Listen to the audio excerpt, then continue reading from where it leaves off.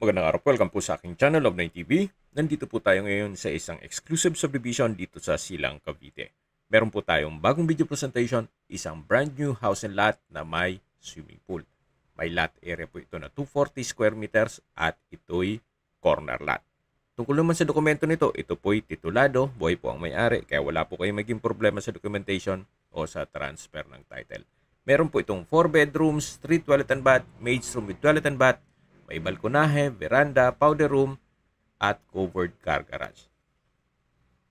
May mga freebies na rin po si seller gaya ng split type aircon, built-in cabinets o wardrobe, dining set, gas range at range hood, at naka-landscape na rin po.